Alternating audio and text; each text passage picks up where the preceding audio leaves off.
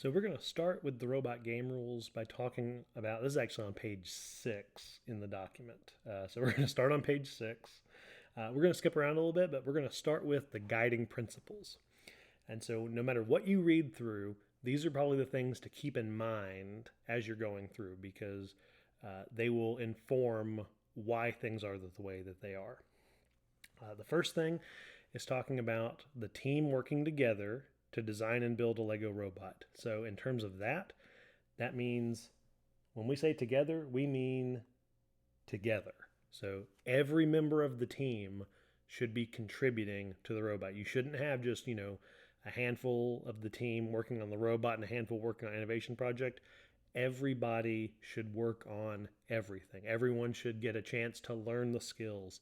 Everyone should get a chance to become competent and proficient in these pieces of the puzzle. And it has to be a Lego robot using only Lego parts.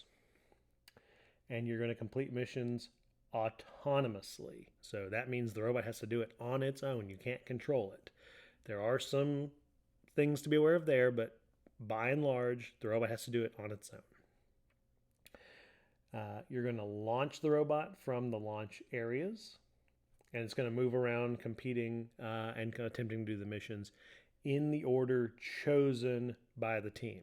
So when you get to the missions, they're numbered M1, M2, M3, and so on. You can do them in any order you want. It does not matter.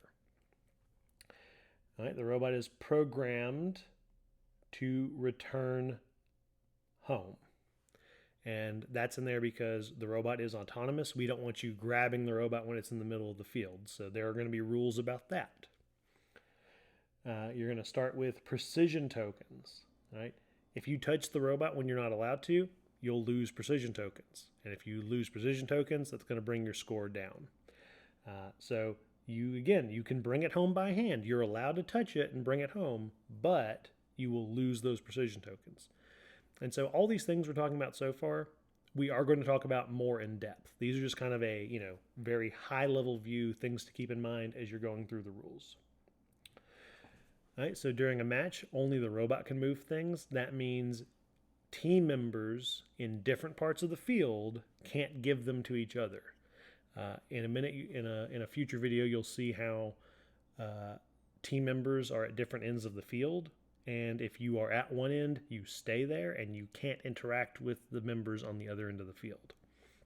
So team members cannot pass anything from one home area to the other. Rule 6 is a big one. Big. Mission requirements must be visible at the end of the match. And what that means is you can cost yourself points. If you do one of the missions at the start of your run and you undo it somehow before the match is over, you will lose those points. So it's not like a lot of sports matches where the score updates as the match goes on. In First Lego League Challenge, we score at the end of the match. So if the score condition is not met at the end of the match, it's like it didn't happen.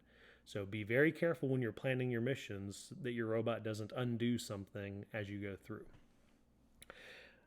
Again, you'll have 3 official matches, and only your highest score will count. So if you mess up something in the very first run, it's not a big deal. You got 2 more tries. So don't think of it as we're doing 3 matches, we need to do our best every time. Think about it as I've got 3 tries to do the best that I can possibly do. And if you think about it like that, that's how you're going to be evaluated, that's how you're going to be ranked, and that's how you're going to be scored. So think of it as we have 3 chances to do the best we can possibly do. If we mess 1 or 2 up, it's okay. We've still got that other chance. And finally, we express our core values through gracious professionalism. And referees will assess your gracious professionalism at every match. And so this is that piece of the core values that the referees are tasked with. And on this page, we get a great little demonstration of gracious professionalism. This has nothing to do with your table score. So don't think this affects your score at the table. This affects your core values rubric that the judges have. And so they're going to evaluate your gracious professionalism, and you're going to get a 2, a 3, or a 4, depending on how you do there.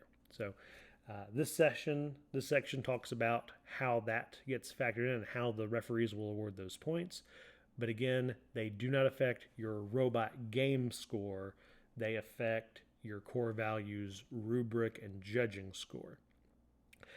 So these 8 pieces are our guiding principles. So whenever you're reading through the rule book, if you're confused about something, read back through these 8 briefly and think, okay, well, how does this fit into those? And that may explain it better to you.